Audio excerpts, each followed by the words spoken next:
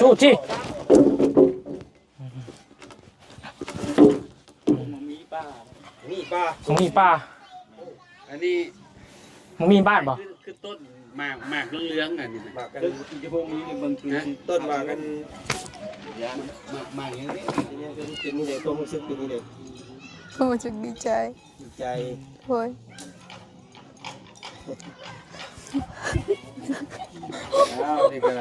อันนี้ก็เริ่มแล้วนี่ก็เนาะพอลูกพี่น้อง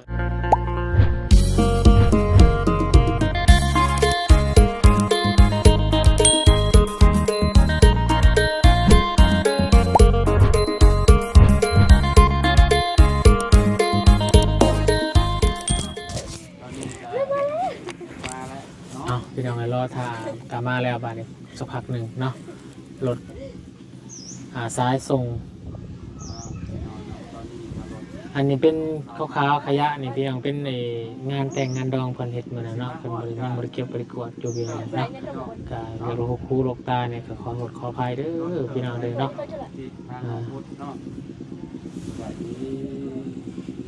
เด็กพ่อเจ้าของเสาเนี่ย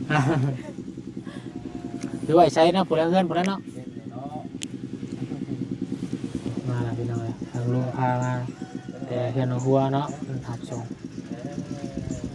มาแล้วสบายดีเด้อพี่น้องเด้อสบายดีเลยเสาไปใส่เสาเฮือนงานดองก่อนเฮ็ดมาเฮ็ดก่อนน้ำมาเฮ็ดหางเต้นเลยหางฟอนมาแล้ว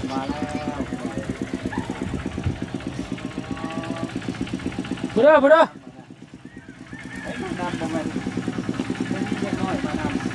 น้องเราไปจักน้องบุตรบ้างใช่สั่ไปขี่มวนไปมาแล้วชาวบ้านน้องบุตรมาแล้วพี่น้องเลยฮึบ4 เมตรฮึบโอ้แห้งให้หลุดเรา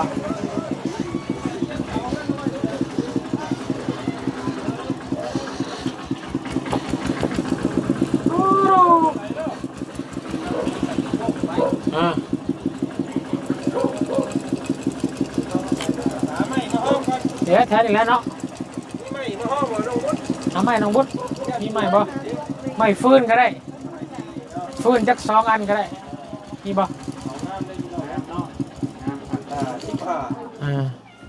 มาแล้วเสาบ้านน้องไปหาไม้มาห้องเด้อหามาก่อนไปเอาไม้มาห้องแม่นแยกปวกขึ้นเป็นปวกกินเลยเนาะปวกก่อนมาได้ปวกก่อนเราใกล้กันได้ละเอียดเนาะเย้าปีนะเอาตัวนี้เนาะเราวันตัวเก่าวันเคยเอาไปตั้งที่ชาวบ้านเลยนะยังหอมอยู่เนาะหอมอยู่ไปยังรอดมึงหมอหน่อยนั่งที่นี่ดิบ่โอ้ยนั่งเราไม่ได้เพราะว่าจะหัวควันข่อยไปเนาะสบายดีน้องสบายดีดมว่าเรานั่งโอ้ไม่ยังดิบอยู่ตัวนี้เนาะตัวนี้ยังก็เลยใหม่ก็เลยใหม่เลยถ้าก็ออกจากป่าได้นี่ครับไม่ก็แก่มาเลยอ๋อน้องบุ๊กเนาะสบายดีหมดตู้ตัดเอ็นชาวดังกันโดยเสามาเรียบร้อยแล้วชาวบ้านเจ้าคนโทรหาใช้ชาวยังอยู่บ่โอ้ยโดยไปตัดแล้วพี่แต่ประตูไม่เด้อไม่มาห้อง3 ตัวนี่3 ตัวน้องมันไปหาอยู่เด้อน้องอันนั้นเอามาแล้วมากแล้วกูเอาผู้ใดเด้อบาดเนาะมาห้องนี้ก็ได้ผู้เป็นไม้ยังแน่เนาะนี่เนาะอันนี้ไม้ยังนี่ตัวนี้นั่งหลักว่า1กับยกเอาเจ้าฝากเด็กเสาบ้านกายากผมเอาใส่2 อันก็ได้แหละเนาะเมื่อมันกายากเนาะเจอคิดได้เลย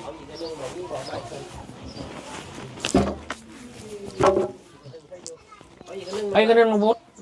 นี่ได้ไม่ยังใส่3 ตัวไอ้ตัวนี้ได้บ่มา พอ ห้องไว้มันตู้ดินนะป่า ตัวนั้นยันมาพี่ตัวกลางตัวกลางยันมา นี่เนาะ นี่ตะคิดเบิ่งบาดนี่มันมีน้ำจะหูจูบหอมอยู่บ่เนาะน้ำแต่ข้างนอกได้ได้น้องบุญเนาะ ยอมมาบ่เจ้าน้อง น้ำคือน้องบุญนี่ใครอยู่ อืม น้ำทั้งนอกทั้งในได้เด้อ คิดเบิ่งเนาะ เอ้าเดิน น้องจัน ยังตกลงแหละลองต่ำแล้วนะครับเดินไปนะมันจับพื้นดีมือ เดี๋ยวจ่ายเด้อ เอาลงเลยบ่ ลงเลย1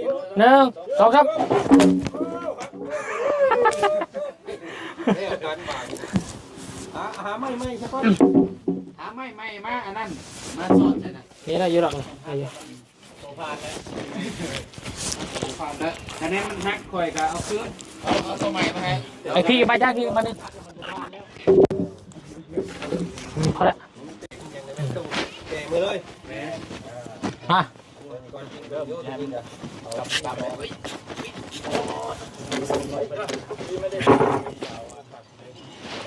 ถึงอยู่เนาะอ๋อ1 2 3โอ้ น้องจันตกใจ มาเออ ไม่ ไม่แบบนั้นแหละเบิร์โตที่สาม อึ๊บ ตัวนี้เลยปัจจุบันเราไว้กลางแล้วใช้ลอยนี้เลย เด้อ1 2 3 มีป้า มึงมีป้า อันนี้ มึงมีบ้านป่ะ คือต้นหมากเลื้องๆอ่ะนี่ หมากกัน จะพวกนี้บางที ต้นหมากกัน หมากอย่างนี้ เขากินกันบ่ โมแม่นตอง พวกนี้จะเรียกนักเนาะ นั่งอีนี่เอา1 2 3 เยอะฮักบาทไม่ฮักเนาะ ไม่ฮัก มีว่าเสาฮักโอ้เม็ดดิ ข้าฮัก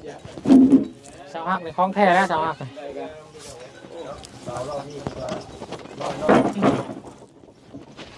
มีแมงมียังโอเคนะ1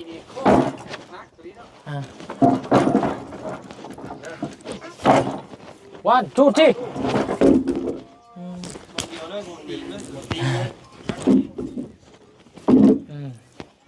โอ้มีแต่งามๆสิเราหักเลยตัวนี้อันนี้แห้งสุดยอดตัวนี้เพราะว่า คือชิมโบนัสก็ได้ใหม่ ตัวนี้แก่นดิ แกน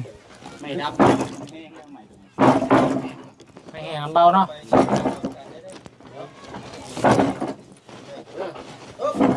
2 3โอเค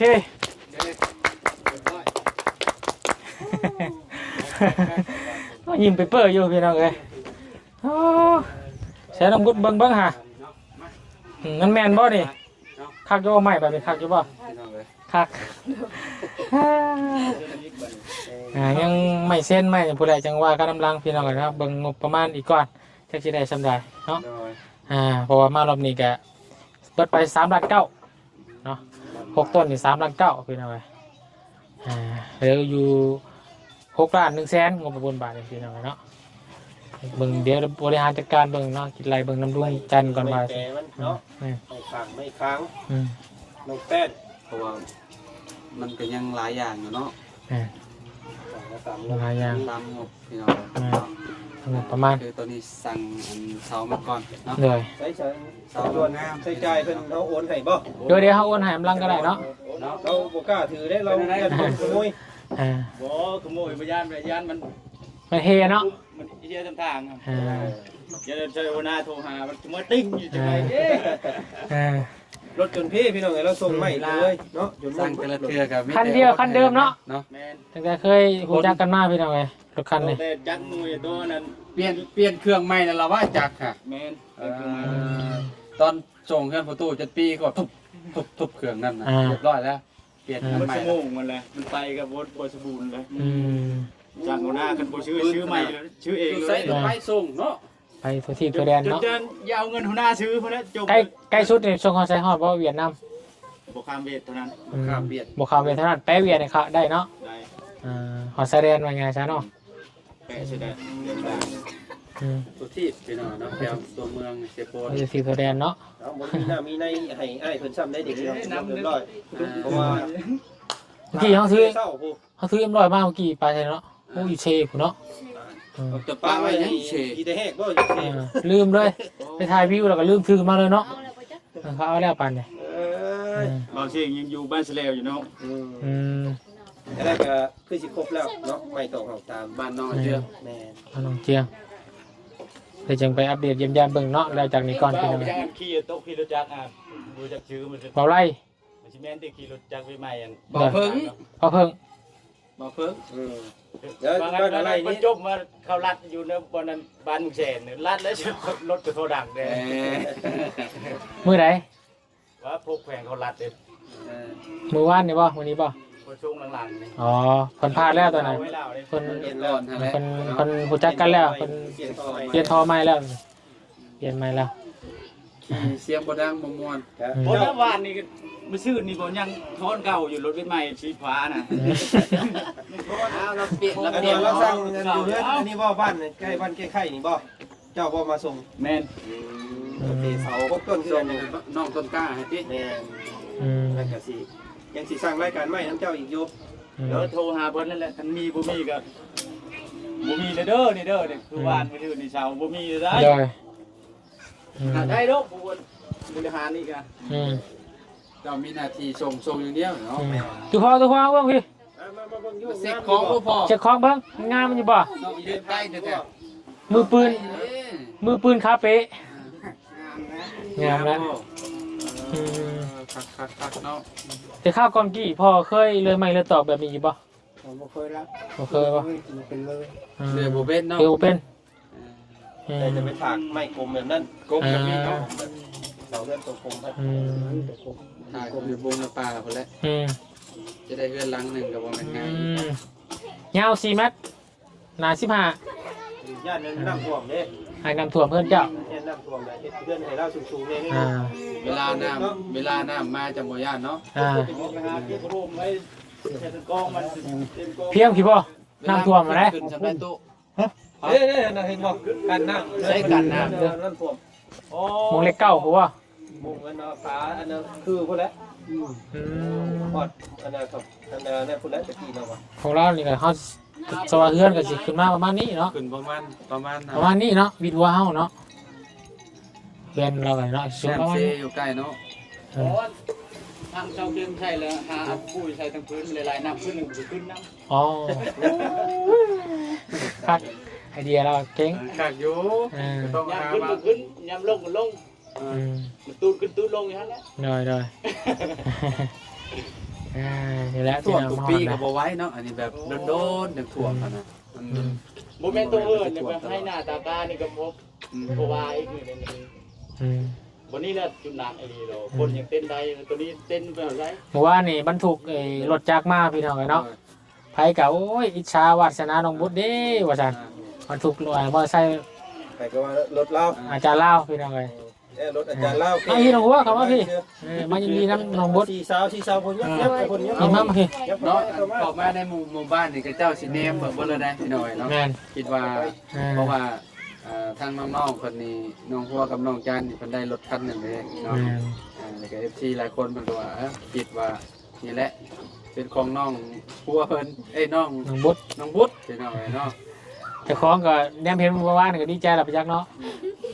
โมแม่นว่าเพราะว่าเห็นบรรทุกมาตลอดอยู่เนาะ บุษบา บุษบา แม่นตั้งก่อยตั้งให้เราบุษบา หนังบุษบาตากลมผมยาวเนาะ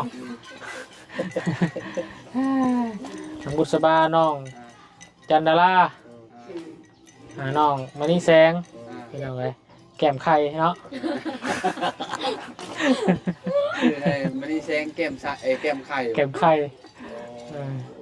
มาแสดง อื่นโว้ จะได้พานจะบ่น้องหัวเสาน้องจัน งามอยู่บ่ งามอยู่เนาะ งามบ่ งามบ่ เป็นของบ่ยังบ่ออกนะเจ้าของมีแต่ยิ้มอย่างเดียว ไอ้นี่ได้ความรู้สึกในใดนี่ มีได้รู้สึกเลยผมปลาลุงดีใจเนาะขอยิบหมากระเบิดเนี่ยขอฟังเสียงเต้นของหัวใจนะพี่น้องตุบตุบตุบจุบยักไปนี่เนาะ ส้มตำงบก่อนเนาะเอาที่ละอย่าง มีหยังที่เพิ่นสมทบมาพอได้ซื้อก่อนก็สิทยอยเอามาก่อนเนาะ มีสำได้เอาสำ มันกระจายกัน น้ำมันเพิ่มกับ2 ล้านเนาะเดี๋ยวจังรวบรวมกันอีกทีนึงพี่น้องบ่เพิ่มมาพอกันแล้วจังประสานแล้วก็โอลงกันตื่มเนาะแล้วก็ให้ทางทีมงานทางลุงจันมาไล่เบิ่งไม้กันอีกทีนึงว่าสิเอาไม้ตัวใดอีกมาอีกเนาะมันจะมีไม้5x15เนาะไม้12นะ5x12พี่น้อง4x8ไม่แป้นปู เป็นปูอีก 4อย่างนี้แหละ แล้วลาวกับบ่ต่ำกว่า10 ล้านแหละพี่น้อง10 กว่าล้านเนาะแต่บาเฮาตอนนี้มีอยู่น้ำมันเพิ่มซ้อนของข่อย6ก็เป็น8ยังบ่พอไทยสร้างวันนี้ก็ อยากให้มันครบ อย่างนั้นครบหมดแล้วเนาะ แบบว่าสั่งหลายๆรอบมันก็นอกเป็นก็อันนั้นเด้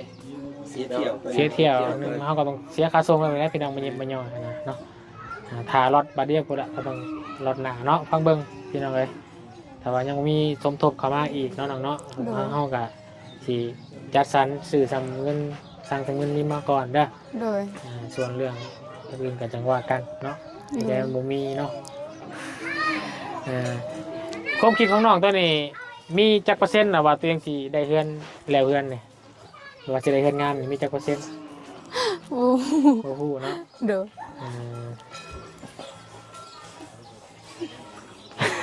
การที่พ่อเราเมื่อวานเนี่ยบอกว่าเนี่ยเราอยากได้ให้ลูกพ่อนี่จักสิมันสิยืนนำสำใดเราอ่ะ บ่ใส่พร้อมพี่พร้อมไปอยู่ใกล้บ่าวบุญพี่โอ้ยพี่น้องเอ้ย เราสึกในห่างกายเรานะพี่น้อง 70 ปีบ่พอปีนี่บ่ไอ้จักอายุเจ้าจักปีก็68เห็นบัดนี้ก็เห็นเสาเห็นทางมาแล้วก็ดีใจเนาะให้ลูกอยู่บัดนี้พี่น้องเอ้ยลูกชายมื้อหน้าน่ะให้ลูกชายเจ้าอยู่นี่เด้อเพราะว่าป้าลุงเพิ่นอยากเห็นเนาะ FC เพิ่นอยากเห็นหน้าตาน้องของน้องบุ๊ดเนาะ เป็นแบบไรเนาะขอไป แม่นเฮาก็จะเห็นคือกัน พาเฟะ บางเทื่อแล้วบางเทื่อเพิ่นมาส่งไม้ส่งต่อแบบนี้ก็สิได้พ่อซอยๆกันเนาะอ๋อไปรับจ้างบ่เป็นหยังซะเนาะเมื่อเพิ่นว่าจังได๋ไปรับจ้างตลอดบ่ โอ้จะมาสกีปุ๊บ กล้วยก็ ขึ้นกล้วย บ่ไปมันต้นนะ ขึ้นมันต้น โดย อืมไปแล้วมึงได้เพิ่นว่างจังไงเพิ่นอยู่นำกันเนาะเอาบ่ได้บางเทื่อเนาะมื้อนั้นมาได้เนาะทำการก่อสร้างเฮ็ดเรือนหยังพอได้จับปลานํเพิ่นเลยเนาะว่าให้มันก็ได้เป็นเทื่อเฮาเองกันนะพี่น้องจะไกกลับอยากเห็นหน้าเห็นตาแน่เนาะมื้อน่ะก็ถามว่าอยู่กัน5คนเนาะ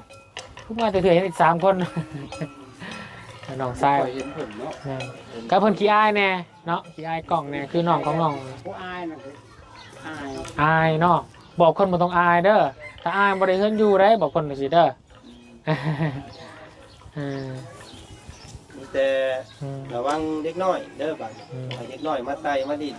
เดี๋ยวมันสิล่มสิยังใส่เลือดยางสิถึงแต่มันสิ มันสิบ่งามมาแล้วเนาะ ยันมันมีตำหนิแต่ยันล่มยันยังทับใส่แต่มันมีแนวบุรีบ่ให้เด็กน้อยถึงมานั่งดินเด้อเอาอีหยังมาเนาะ ด้อยซื้อเสือกมัดไว้ก็ได้อย่ามากิ่งมันยังอย่ามันทับ ไม่มันจะมีโอกาสที่จะกดยกเขาต้องนั่นน่ะเอาติงไว้ติง มัดคัดไว้เนาะมันจังบ่เด้งบ่ดุ้งออกมา มันบ่เด้งบ่ต้องลืม เราบ่ได้ว่าตอนนี้มันซื้ออยู่พี่น้องเอ้ยคือเครื่องประตู7 ปีตอนน่ะเฮาสั่งใหม่ๆมาเด้เนาะเอาปลาตากแดดบัดนี้งอครับ งอแล้วก็แตกพอแล้ว แล้วก็คือแบกแบก แม่นยังมาเต็งยังไว้ ไม่เชื่อไม่ชักแตกไปเลย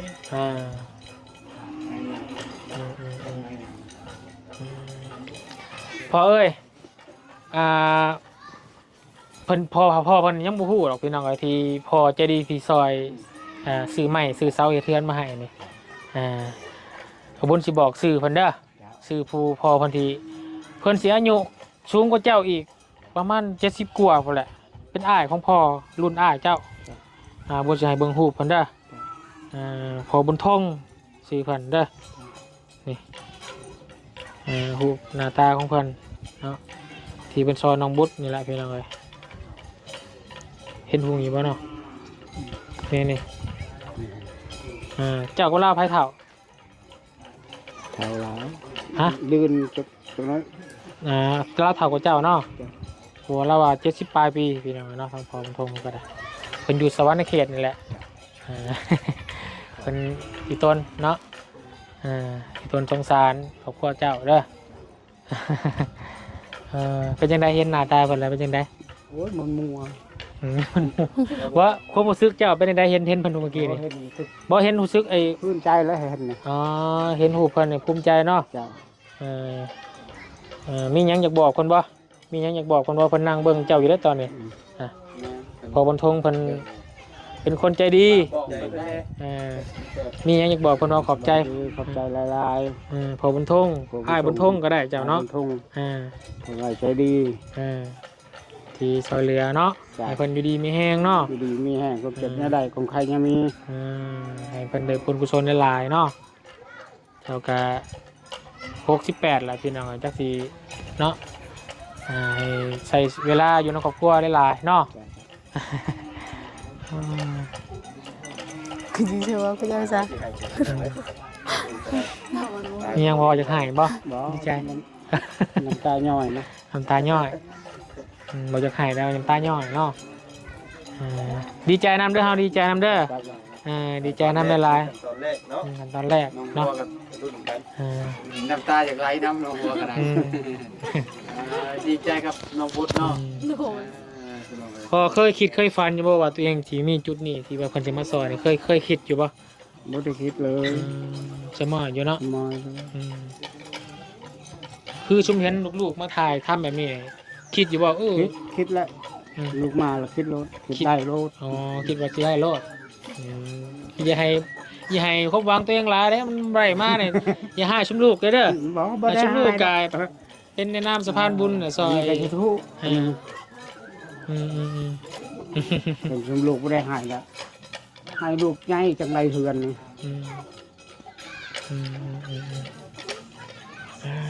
ดีแล้วนะลูกก็เริ่มใหญ่แล้วเพราะได้มีเพื่อนให้ลูกอยู่เนาะอันนี้ก็ถ้าเฮากับสีซอยเต็มที่ซ้ำสีซอยได้เด้อ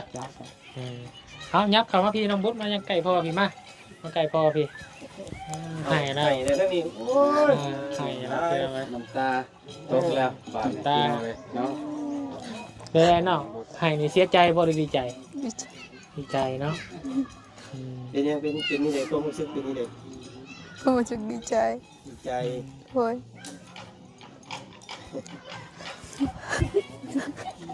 อ้าวนี่ก็อันนี้ก็เริ่มแล้วนี่ก็ ให้เนาะพอลูกเป็นอะไรฉะนั้นน้องบอกเคยคิดเคยฝันแล้วว่าสิมีผู้ใหญ่คนที่ซอยเข้ามาเนาะเอาบุญกะ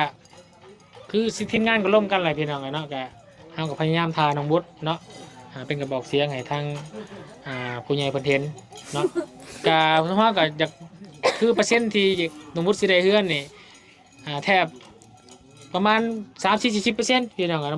บ่คาดหวังให้น้องเพิ่นหลายนะเฮาก็บ่คาดหวังหลายย่านว่าบ่ได้ให้น้องเพิ่นแหละ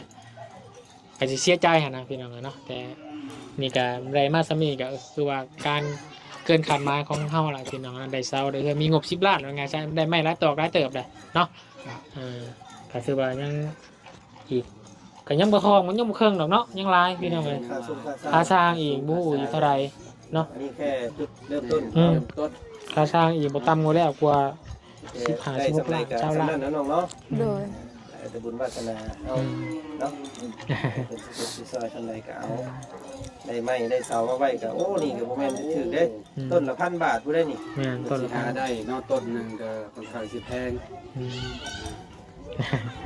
เอามีแต่เนาะกะอยากให้ทางพ่อน้องบุตรเนาะพากันน้องอ้วนยังพากันนุ่มมือขึ้นเด้อขอบใจทางพ่อบุญทงเพิ่นน้องบุตรเด้อ โดย ขอบใจเพิ่นนั่นแหละเนาะ ขอบใจที่พ่อบุญทงช่วยเหลือน้องขอให้อยู่ดีมีแรงไปใส่มาใส่ก็ตลอดปลอดภัยความเจ็บใหญ่ได้ความใครใหญ่มีปรารถนาสิ่งใดคอยได้สิ่งนั้นสาธุแต่ขอบใจผมอายนำเด้อขอให้อยู่ดีมีแรงไปใส่มาใส่ก็ตลอดปลอดภัยความเจ็บใหญ่ได้ความใครใหญ่มีสาธุ สาธุสาธุสาธุเอาตั้งใจ ดีใจน้ำ การลูกแก่ผู้ทรงเป็นแบบใดเนาะเนาะ ได้งบประมาณพุ่นแหละเฮาจังสิลงมือ ได้ เพราะว่างบบ่พอนี่เฮาเฮ็ดบ่ได้เนาะ แม่ เพราะว่ามันเคยทางช่องของเบาจันเคยมีประสบการณ์มาแล้ว แม่ เนาะก็สิรอถ่าจนงบพวงพอพุ่นแหละจังสิให้เพิ่นลงมือเฮ็ดเรือนเนาะ ได้ เพราะว่าเรือนเรามันแคบ แม่ ต้องเลยมาก แม่ ถ้าได้เฮ็ดนี่ต้องเลยมากหลังนี้แต่ต้องไปคุกกระตูดคุกกระตูดนอนก่อน นอนก่อนอะไร เพราะว่า บ่อยากให้มันเป็นคือเรือนแม่น้องน้ำหวานไปโดนปิดปีเนาะ ก่อนสิมาก็ต้องมีงบประมาณกะว่าเพียงพอเนาะ เดี๋ยวพอแล้วเขาจังจัดเลย คอยจัดเลยเนาะ ให้เข้าได้ทางเบาจันขอตัวก่อนเด้อสวัสดี เอา เนาะ โดย เอาพี่น้อง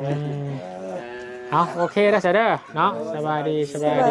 สบายดีพี่น้องเนาะเอาให้ทางอาจารย์คนทักทามเนาะให้กำลังใจน้องบุญเพิ่นเติมพี่น้องเนาะดีใจนำแม่หลายเด้อเอาโอเคพี่น้องเนาะสำหรับคลิปนี้บุญกะได้มาหับเสาเนาะเป็นที่เรียบร้อยพี่น้องเนาะเอาก็ขอบคุณขอบใจเด้อทางพอบุญทงหลายๆเนาะที่ให้ทางบุญเป็นสะพานบุญให้คอยพออยู่ดีไม่แห้งกบเจ็บจะได้คงขายามีได้พอเด้อปราศจากโรคภัยไข้เจ็บทั้งปวงอยู่ดีไม่แห้งบ่สุขสุขคนเนาะแล้วก็ FC มาทุกท่านที่ให้กำลังใจกันเนาะสำหรับคลิปนี้ขอบคุณขอลาไปแล้วสบายดีเด้อ